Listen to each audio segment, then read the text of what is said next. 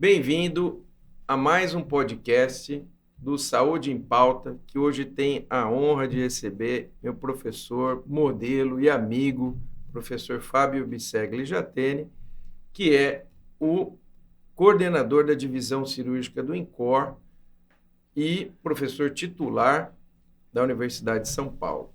Professor Fábio, muito obrigado pela sua presença aqui, que muito nos honra.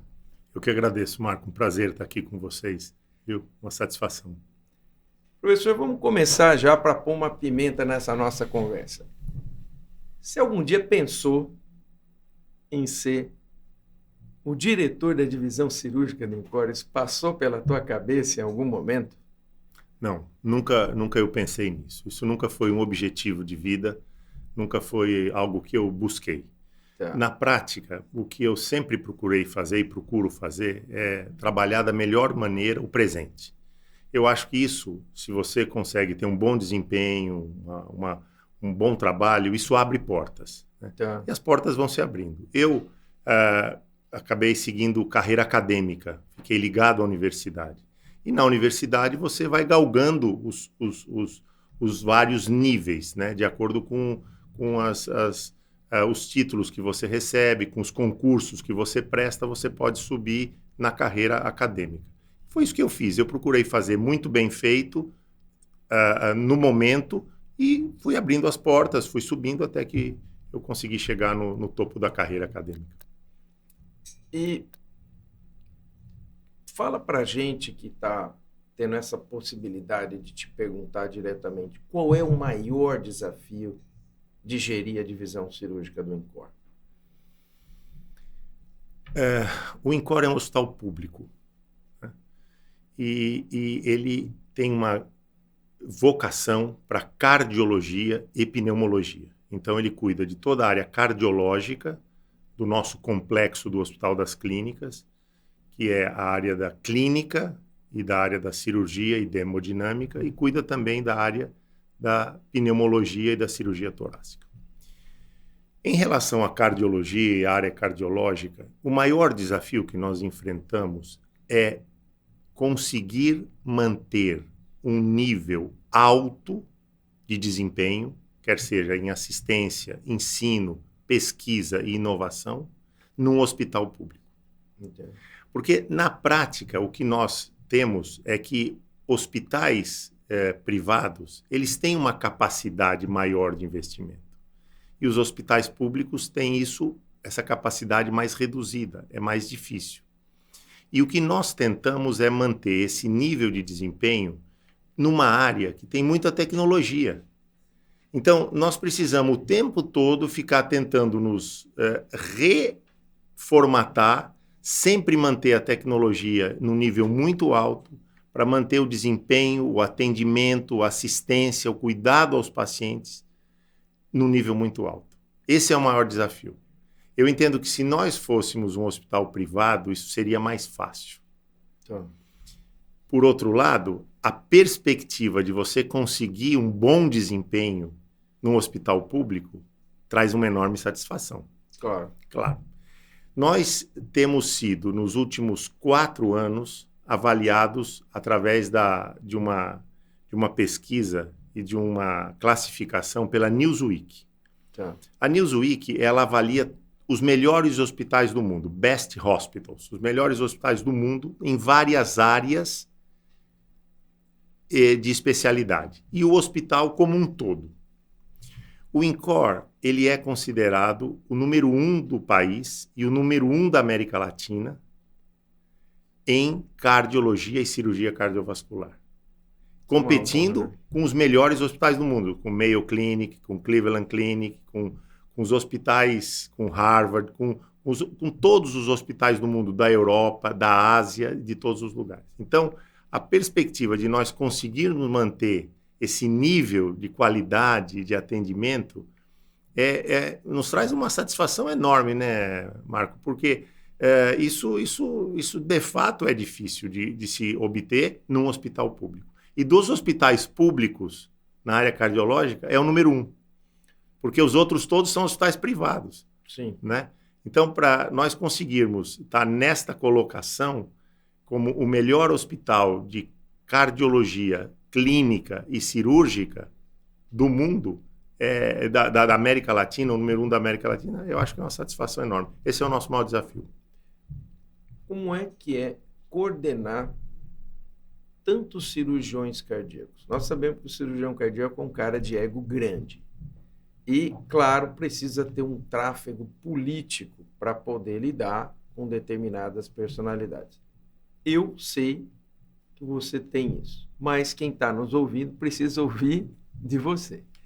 Então, como é que é lidar com isso? Porque, veja, você hoje está chefiando pessoas que foram teus professores, né? E como que é? Porque, veja, o volume cirúrgico do INCOR é altíssimo. Como é que é isso? Como é que isso na prática? Que jogo de cintura que precisa ter para fazer isso?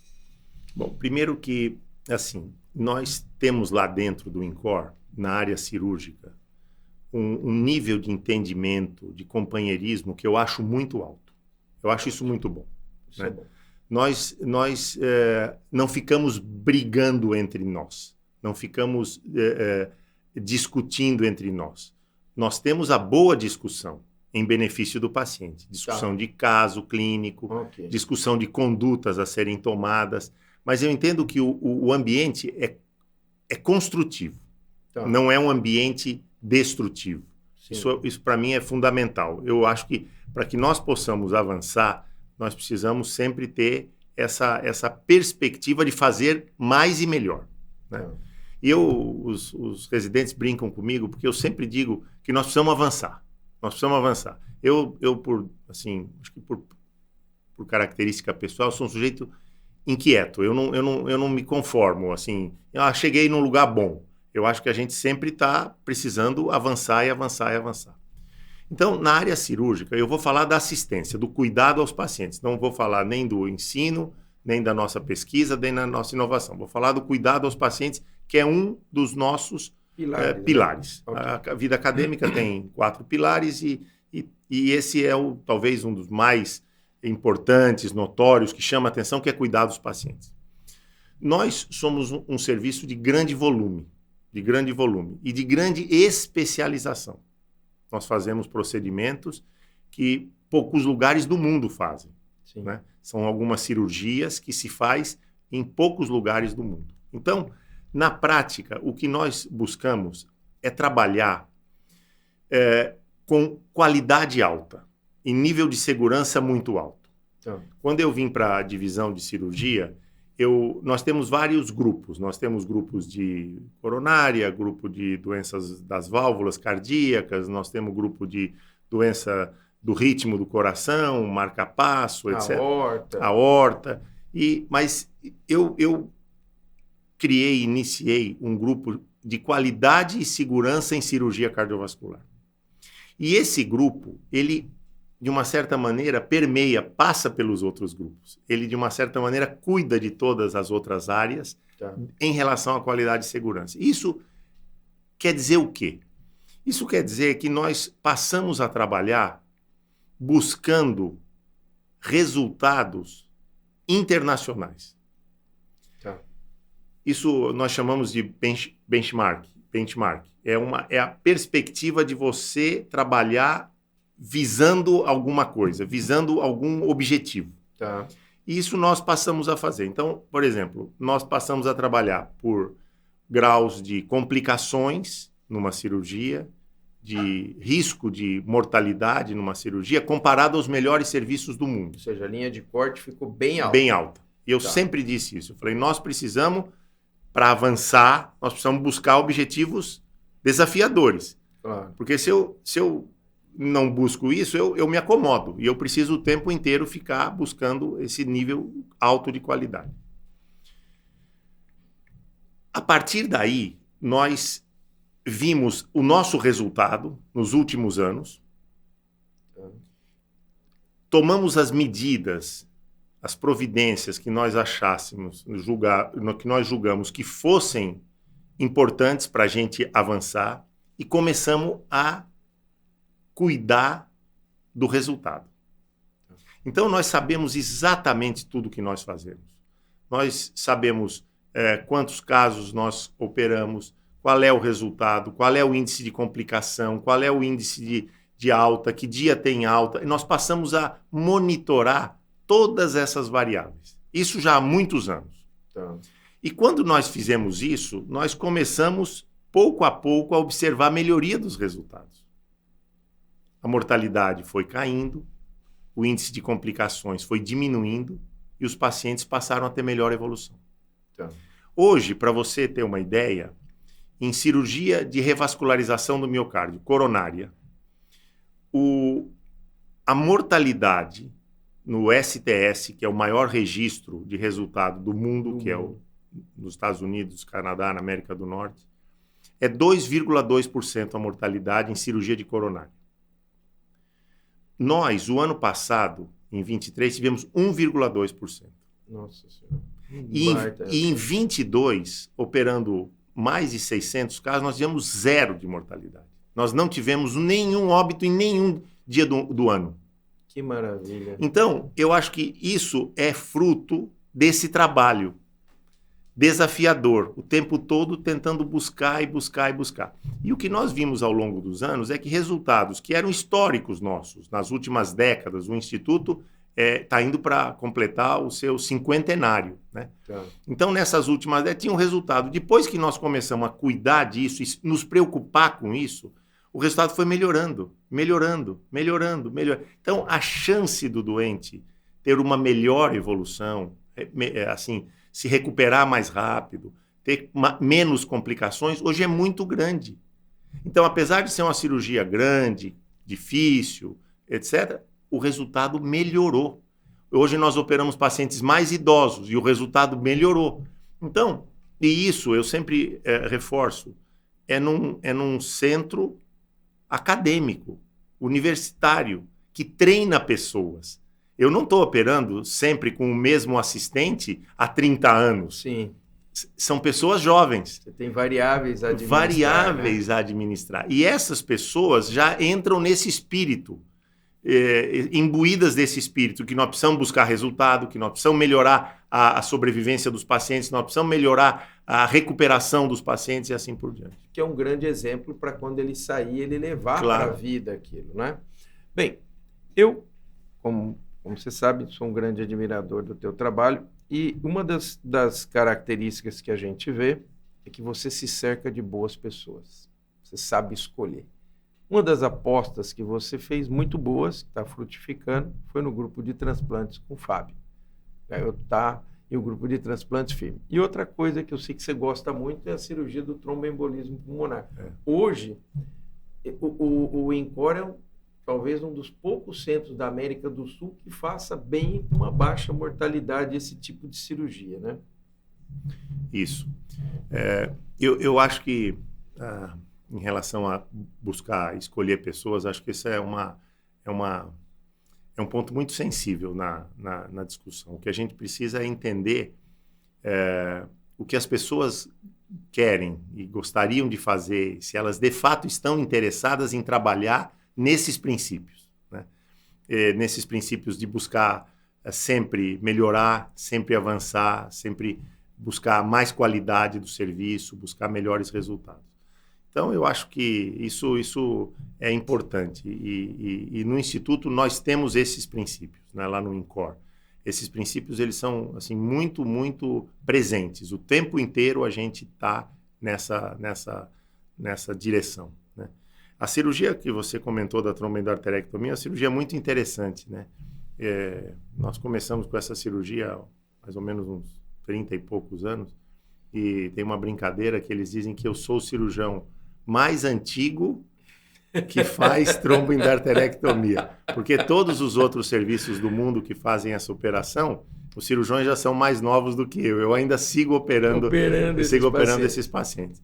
Mas nós já temos lá no INCOR a minha sucessão. Nós temos um cirurgião, Dr. Orival, que já está operando esses casos de uma forma brilhante e os resultados estão ótimos. Essa também é um exemplo muito interessante. Essa é uma operação enorme, grande, a maior operação, talvez, que nós fazemos lá no Instituto. E durante anos e anos, nós começamos a ver que o resultado ele se mantinha no nível que não era satisfatório para nós, comparado aos serviços ao redor do mundo, que são poucos que fazem essa operação. Sim. Do México para baixo, quem mais faz essa operação é o grupo do INCOR, né? E no continente americano. E nós começamos a ver que a gente não conseguia melhorar. E aí nós paramos um período, começamos a discutir alguns princípios que nós precisávamos ter anestesistas especializados nesse tipo de operação, pessoas que cuidam da circulação extracorpórea especializadas nesse tipo de operação, e passamos a treinar essas pessoas.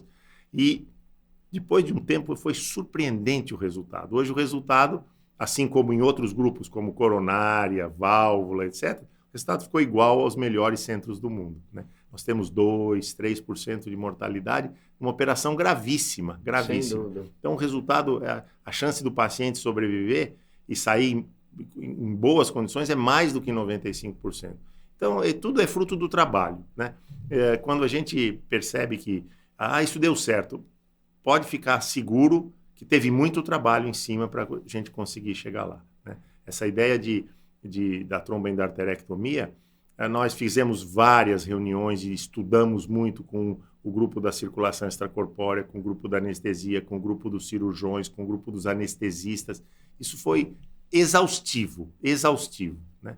E eu acho que é assim que a gente consegue obter bons resultados, né? Trabalhando de forma clara, transparente, assim, intensa, buscando sempre avançar e sempre buscando comparação com os melhores centros do mundo. É isso que a gente busca. Para manter sempre a linha de corte alta.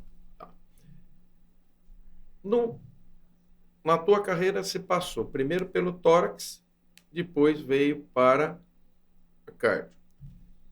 Como é que foi essa transição? Como é que foi deixar o tórax? Eu sei que você nunca deixou completamente, mas como é que foi, de alguma forma, sair do tórax e vir para a cardio? Deu alguma dorzinha emocional de deixar para lá? Eu sei que ficou na mão do Paulo Pego, que está cuidando, que é seu amigo, nosso amigo, também gosto muito do Paulo, vai vir aqui falar sobre transplante de pulmão, a nosso convite, tudo. Como é que foi isso? Como é que foi esse caminho do tórax para cardio? Então, quando eu terminei a faculdade, fiz a residência de cirurgia geral, eu tinha ideia, já ao final da residência, de fazer cirurgia cardiotorácica. Essa é uma formação muito comum nos Estados Unidos e na América do Norte. E na Europa também. Então, o cirurgião, mas nos Estados Unidos mais, ele faz cirurgia cardiotorácica. Ele opera pacientes com patologias e doenças torácicas e doenças cardiovasculares. Eu tinha essa ideia. Então, eu imaginei fazer formação nas duas áreas. Aqui no Brasil, a separação é maior do que lá nos Estados Unidos. Então, tem cirurgiões de tórax, patologias torácicas, e cirurgiões de coração, que cuidam de doenças cardiovasculares. Mas lá não. E eu tentei fazer isso. Não são muitos cirurgiões aqui no país que têm essa dupla formação. Sim, são poucos. São poucos. Mas, aqui no Brasil, nós podemos ter duas especialidades e duas áreas de atuação. O profissional ele pode ter duas especialidades e duas áreas de atuação. Por exemplo, vou dar um exemplo, o sujeito é cardiologista e intensivista, terapia intensiva. No meu caso, eu sou cirurgião cardiovascular e cirurgião torácico. Eu tenho a especialidade cirurgia torácica e a especialidade de cirurgia cardiovascular. E sempre trabalhei nas duas áreas, né? Por um período, eu fui responsável lá na Faculdade de Medicina da USP e no INCOR pelo grupo de cirurgia torácica. Depois, por um outro período, eu fui responsável pelas duas áreas e depois, por um outro período, acabou que eu fiquei mais ligado à cirurgia cardiovascular e hoje o professor Paulo Pego cuida da área de cirurgia torácica. Mas para mim foi tranquilo. Eu ainda opero as duas pacientes que têm esses dois problemas, tanto doenças torácicas quanto cardiovasculares. Eu opero mais pacientes com patologias cardíacas, problemas do coração, mas também opero ainda pacientes do pulmão. Então eu não precisei largar uma em função da outra. Para mim é tranquilo, eu tenho as duas especialidades, né? Contínuo. Eu trabalho nisso. Qual foi o principal conselho que o querido Dr. Adib te deu, que hoje faz muita diferença para gerir uma mega estrutura como a divisão cirúrgica do INCOR? Bom, essa é uma resposta que a gente vai gastar Não tem todo o programa. Nós temos o programa todo, professor. Porque ele... assim, o professor Adib, eu considero um sábio, né? Uma pessoa sábia. Eu considero geneticamente modificado para a cirurgia cardíaca. E ele é um indivíduo que tinha assim, ideias muito inovadoras, tinha uma força de trabalho enorme e deixou um legado, né? uma história dentro da cirurgia cardíaca, dentro da gestão pública e tudo. E ele era muito famoso pelas frases que ele falava, né? Tinha frases assim que representavam muito bem a forma dele pensar. Tá. Então, ele dizia algumas coisas. Você não precisa ser o melhor. Você precisa ser reconhecido como dos melhores. Entendi. Seja um bom entre os bons. Bom entre os bons, mas você não precisa ser o melhor. Isso não faz muita diferença, mas você precisa ter essa capacidade de trabalhar dentro de um grupo de alta qualidade, né? Tá. Então, isso ele falava muito, né? Ele dizia que você precisa, assim, quando for cuidar de um paciente, você precisa cuidar de um paciente, se possível, resolver o problema do paciente. Se você não puder resolver o paciente, você tem que amenizar o problema do paciente. E se você não puder amenizar o problema do paciente, você tem que, de uma certa maneira, deixá-lo assim, se sentindo da melhor forma possível. Tá. Então, por exemplo, eu vou cuidar e curar, resolvo, vou operar. Eu não consigo fazer isso. Vamos amenizar, tentar uma solução para ele. Eu não consigo fazer nem uma coisa nem a outra. Então, eu vou paliar o sofrimento dele, vou ajudá-lo da melhor maneira, vou humanamente ampará-lo, né? Tá. Então, essa visão voltada ao paciente sempre teve muito presente na minha vida. Ele sempre dizia assim, o paciente, quando ele fica doente, ele tem medo. Sim. E o oposto do medo não é a coragem. O oposto do medo é a fé. Então, ele precisa confiar em alguém. Certo. Para que ele possa tentar resolver o seu problema da melhor maneira. E ele disse, e essa é a missão do médico. Ele precisa ter a confiança do paciente e, de uma certa maneira, apoiá-lo nessa jornada onde ele está com medo. Tá. Eu acho que isso é uma mensagem muito forte e muito verdadeira, né? Uhum. Eu vejo pacientes que eu vou operar, Volpi, e muitas vezes o paciente, quando você dá a notícia que ele precisa ser operado, uma operação de coração, uma operação grande, uma operação que envolve risco, o paciente fica desesperado. A família fica desesperada, ficam muito assustados. Percebe no semblante. No semblante. E eu depois da cirurgia, vou lá e pergunto para eles o que foi o pior e o que foi o melhor da cirurgia. E eles me dizem, o melhor, doutor, é que eu operei e fiquei bom. Porque a chance de ir bem é enorme. É muito mais de 95%, 97%, 98%, muitas vezes, do paciente se recuperar. Então, a chance dele ficar bom é enorme. E eu pergunto, e o que foi pior? Ele fala, o pior foi antes. O pior foi o medo, foi a incerteza, foi a ansiedade, foi a insegurança. Então, para mim, é muito claro que o sofrimento emocional, psicológico... Ele suplanta o físico. Suplanta o físico. Às vezes ele é maior que o sofrimento físico. Isso não é em um paciente, isso é em todos. O paciente tem medo e ele precisa confiar. O oposto do medo é a fé. Então, se você puder resolver, ótimo. Se não, você tem que amenizar. E se não puder amenizar, você tem que confortar. Né? Então, acho que isso... Eu vou te fazer uma pergunta agora como um cirurgião. Vamos esquecer que você é filho do Dr. Adib, mas você conviveu muito com ele. Olhando puramente do ponto de vista cirúrgico, como que ele conseguiu ser bom em tudo? Porque, veja, hoje nós sabemos, o cirurgião opera doentes adultos. Tem um bom resultado. Ele se mete a fazer criança, não vai. E é um bom cirurgião de adulto. O cirurgião infantil, às vezes, é um excelente cirurgião infantil. Ele quer fazer adulto, não fica bom. Ele conseguiu transitar bem em tudo. Como que pode um cara operar um recém-nascido de transposição dos grandes vasos, que o vaso é menor que meu dedo, e operar tão bem o adulto também?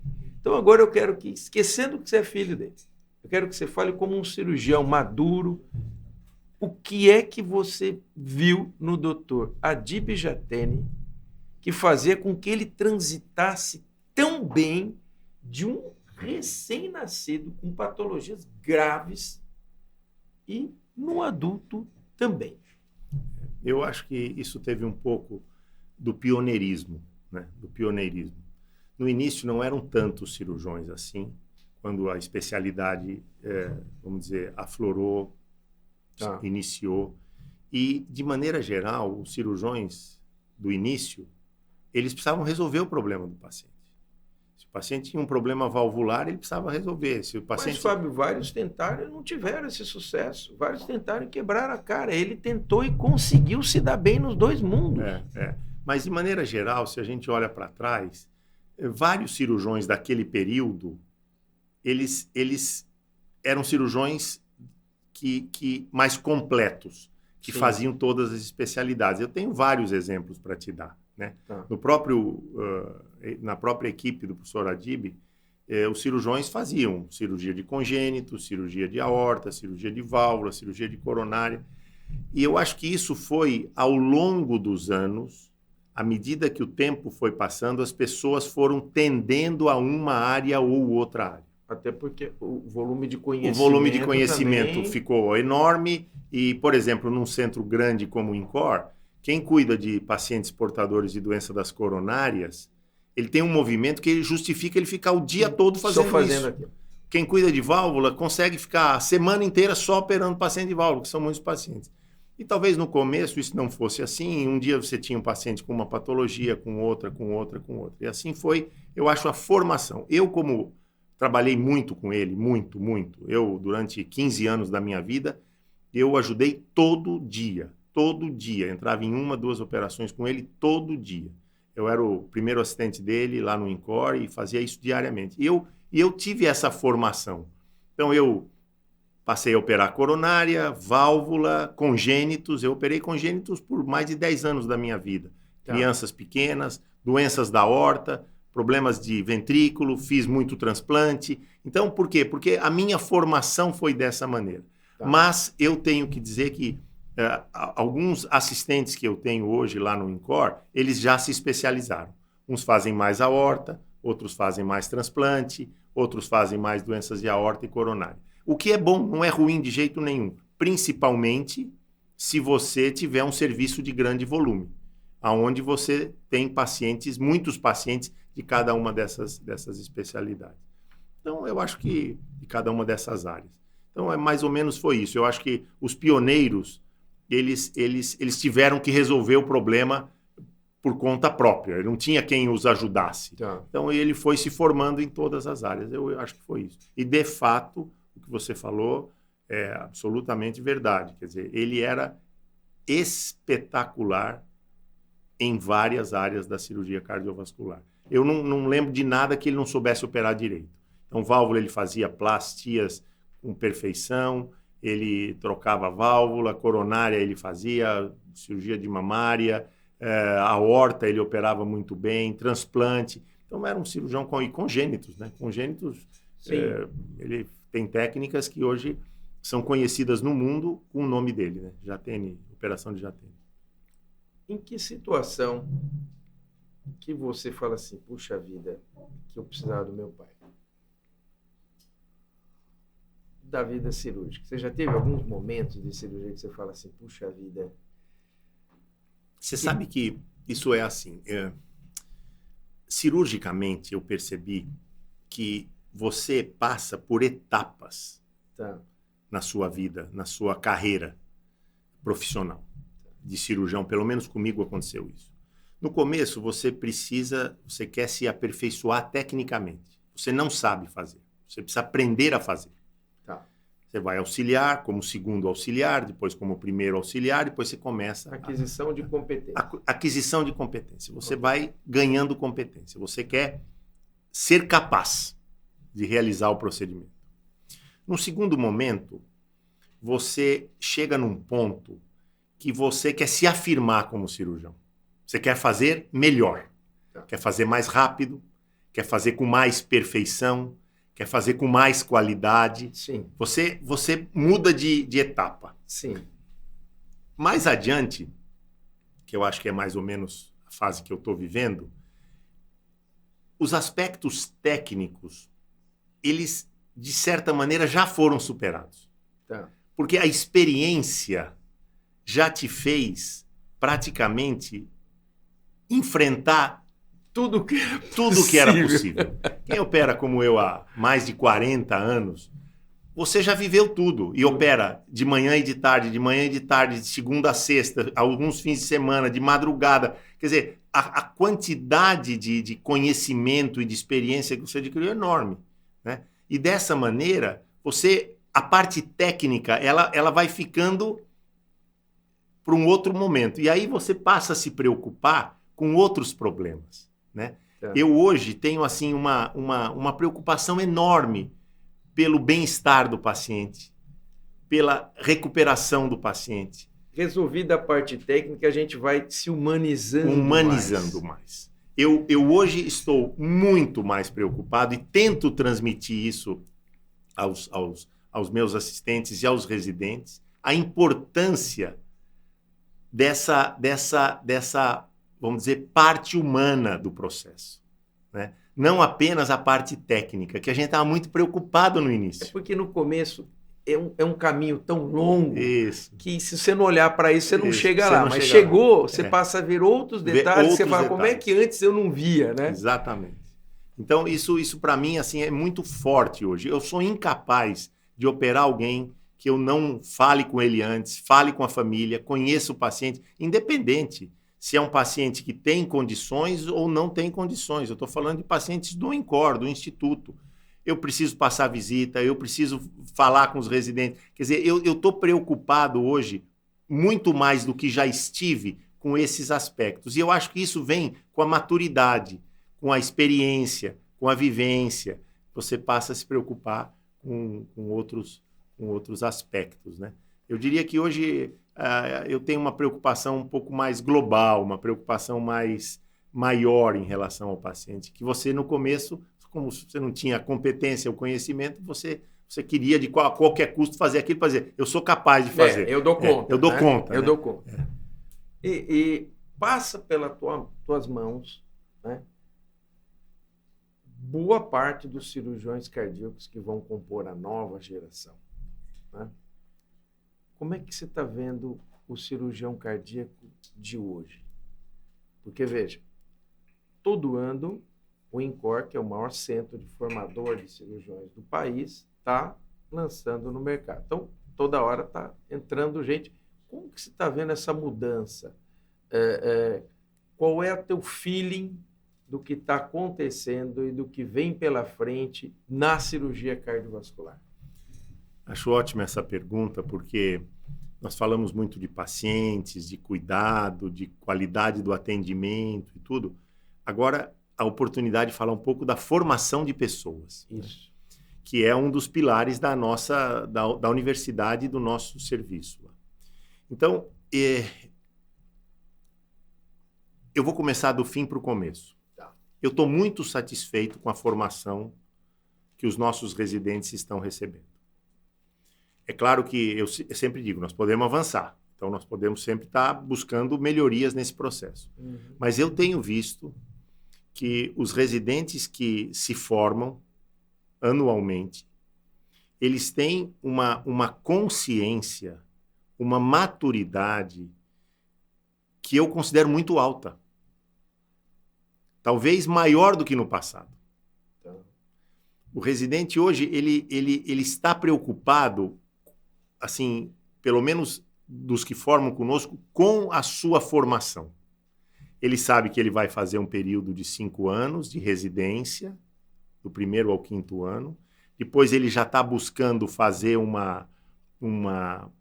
fellowship, um acompanhamento, mais 1 ou 2 anos numa área específica que ele gosta, cirurgia menos invasiva, transplante, aorta, coronária, válvula. Então, eu percebo neles esta maturidade, esta busca por uma formação muito competente. E isso eu aprendi com vários cirurgiões do passado. Procure se formar da melhor maneira, que as portas vão se abrir para você. Não procure atalhos, não procure redução do tempo, não procure quebra-galho, procura se formar da melhor maneira. E isso eu tenho visto muito nos nossos residentes. Eu fico assim, eu tenho muita expectativa favorável do desempenho desses residentes que têm nos deixado, que têm se formado recentemente. E eu vejo pessoas, por exemplo, eu vejo que alguns ficam conosco, né? Alguns ficam conosco. Eles se formam, a maioria acaba indo para trabalhar ou na região de origem, na sua cidade, no seu estado.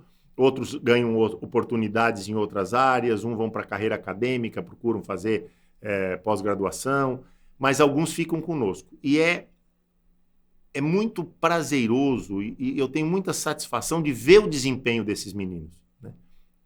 Nós temos cirurgiões hoje que estão conosco no grupo de válvula, que estão conosco no grupo de aorta, que estão conosco no grupo de coronária, que estão na emergência, no pronto-socorro, atendendo emergências, que têm um desempenho espetacular. Eles serão grandes cirurgiões com o passar do tempo. Já são grandes cirurgiões, mas eles serão certamente a continuidade da nossa especialidade.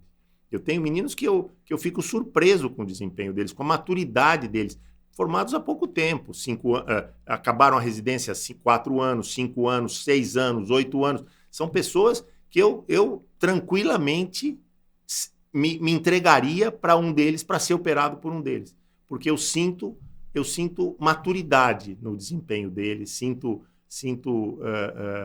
preocupação com esse espírito de buscar o bom resultado, buscar avançar, buscar técnicas novas, buscar aperfeiçoamentos. Então eu vejo com muito bons olhos essa nova geração, muito bons olhos, né? Eu também acho, Volpi, que nós precisamos entender a diferença entre as gerações. Sim. Aquela ideia dos pessoas nascidas em períodos diferentes. Sim. Por exemplo, eu sou da geração considerada Baby Boomer. Depois veio a geração X, a geração Y, a geração Z. E nós precisamos entender que essas pessoas, eles têm comportamentos diferentes. Não dá para você achar que um menino que nasceu há 30 anos tem hábitos e costumes de uma pessoa que nasceu há 60. É completamente diferente. Eu dou um exemplo simples e bem curioso. Quando eu recebo uma ligação no telefone, das duas uma, ou é alguém da minha idade que está me ligando, ou é alguém querendo vender alguma coisa de telefonia celular ou de alguma coisa. Porque jovem não liga, ele manda mensagem. É interessante isso. Jovem não liga, ele manda mensagem. Se eu recebo uma ligação, ou é alguém da minha idade, da minha geração, ou é alguém querendo me vender alguma coisa. Porque o jovem, ele manda mensagem. E é assim. E eu estou dando esse exemplo. Mas é tudo assim. É tudo assim. Hoje, eles valorizam muito qualidade de vida. Eles valorizam alguns aspectos que nós não valorizávamos. Nós valorizávamos muito emprego, estabilidade. eles às vezes estão bem no lugar, mas eles vão buscar outra alternativa, buscar outro caminho. Então, a gente tem que entender que a atitude das pessoas em função da época que ele vive é diferente. E o mais importante, nós temos que conviver com essas diferenças. Esse é o grande desafio, particularmente para quem está gerindo o maior centro de cirurgia cardíaca do país, da maior universidade do país, né? Sem dúvida. Então, o que nós precisamos é entender que as pessoas são diferentes. Sim. E que elas precisam conviver. E eu também vou mais além, por exemplo, nós hoje temos diferentes gerações de equipamentos. Eu não tenho todos os últimos equipamentos mais modernos. Eu tenho alguns em algumas áreas, que são os mais modernos, mas outras não. E funcionam bem. E eu preciso conviver com esses equipamentos. Então eu tenho que aprender da mesma forma que eu tenho que conviver com as pessoas. Então os mais jovens têm umas peculiaridades de comportamento, de hábitos, de vida, de princípios. Os mais antigos têm outras, que estão muito boas também. Então, nós precisamos desse entendimento. E, felizmente, lá no Instituto, isso funciona muito bem. Muito bem. As pessoas se respeitam, cada um com as suas características, e todos vão tentar somar, trazendo cada um o que tem de melhor. Né? Eu acho que isso é importante para a gente avançar, né? Como eu sempre digo. Vamos avançar. Então, vamos avançar. Estamos caminhando para o final, mas eu não posso deixar de fazer algumas perguntas ainda importantes. Falamos de ensino, falamos de assistência. Como é que é gerir a parte de pesquisa de uma instituição como o INCOR? Porque, veja, temos pesquisas na área cirúrgica, né? Temos dispositivos de assistência ventricular desenvolvidos no INCOR. Então, como é que fica a gestão da pesquisa? Desde a obtenção de verba, patrocínios, enfim, joints. Como que está hoje e como é que é o desafio? Porque, veja, olha quantas variáveis nós discutimos aqui e agora vamos falar da pesquisa, inclusive da viabilidade da pesquisa.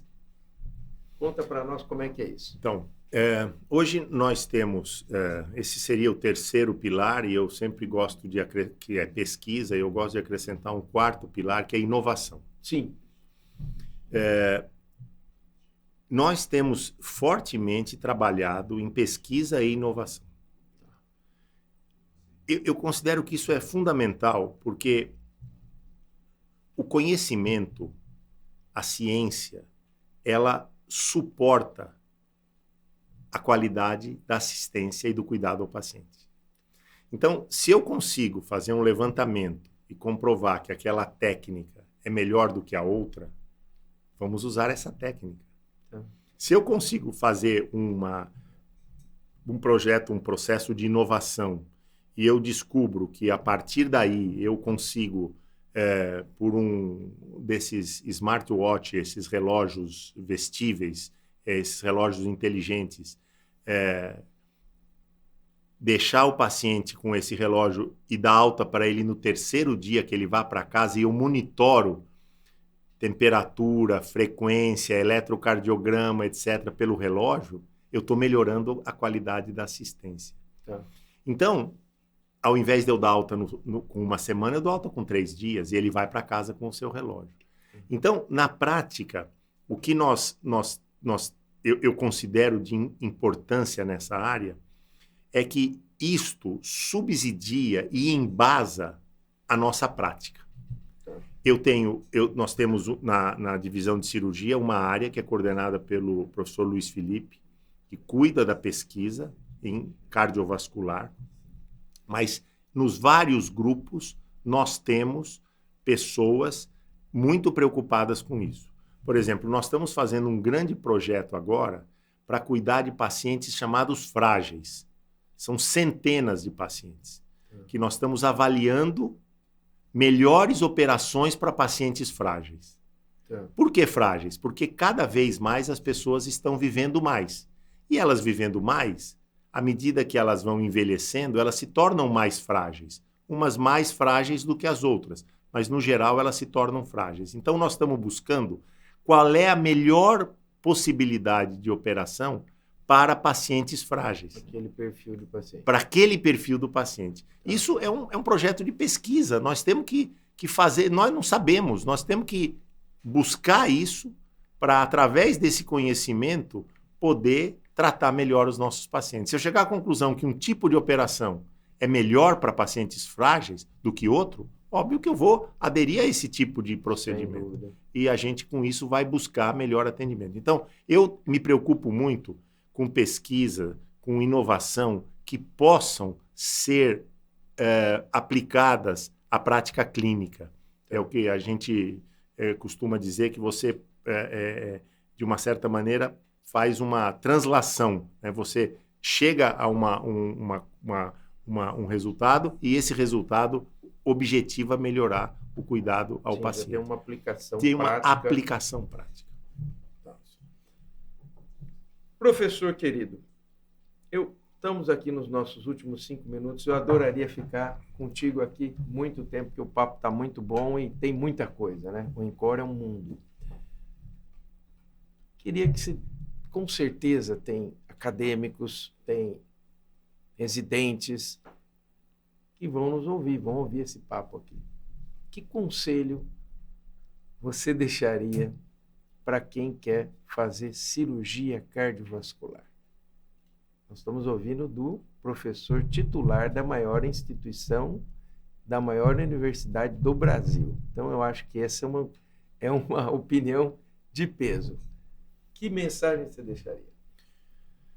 Bom, então, em relação à mensagem para quem quiser fazer cirurgia cardiovascular, nós temos recebido muitos alunos, né?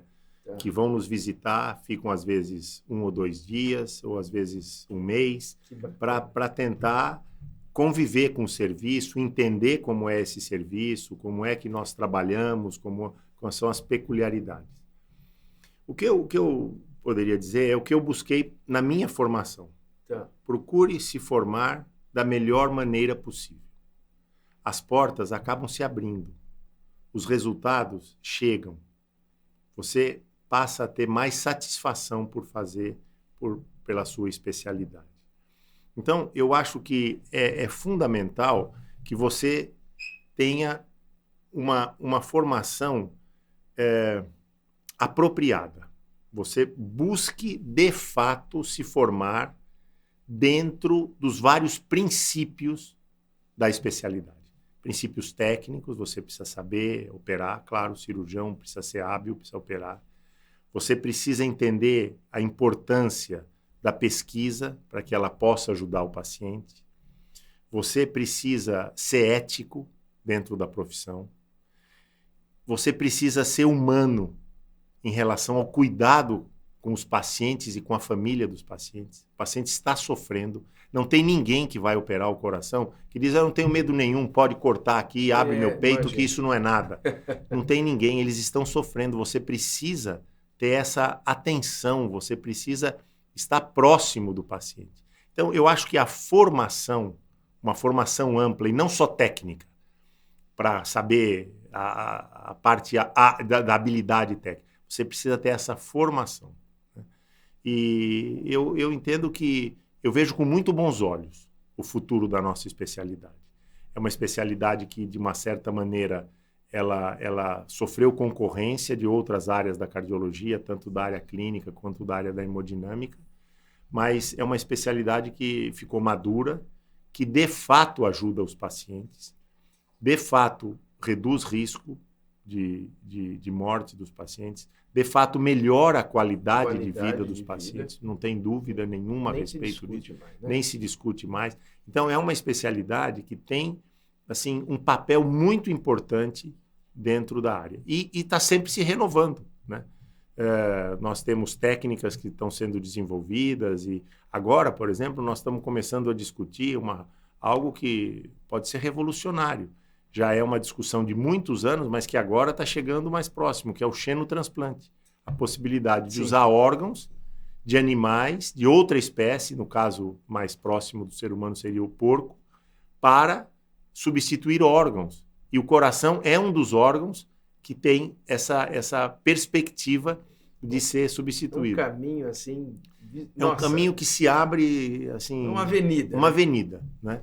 Porque nós temos muita falta de doadores, né? Temos muitos pacientes aguardando em lista de espera. Se nós conseguirmos, através das modificações genéticas, viabilizar mais órgãos, nós vamos beneficiar mais pessoas. Então, eu vejo a perspectiva da especialidade como muito boa, e a minha mensagem seria, por favor, procure se formar da melhor maneira possível nesses vários princípios técnicos, éticos, humanísticos, e para que a gente possa, de fato, ajudar as pessoas que precisam. Professor, muito obrigado. Eu agradeço demais a sua participação no Saúde em Pauta. Para mim é um prazer e uma honra tê-lo aqui. E você se beneficiou com esse papo maravilhoso. É isso aí. O Saúde em Pauta é seu encontro semanal com a saúde. Nós te esperamos.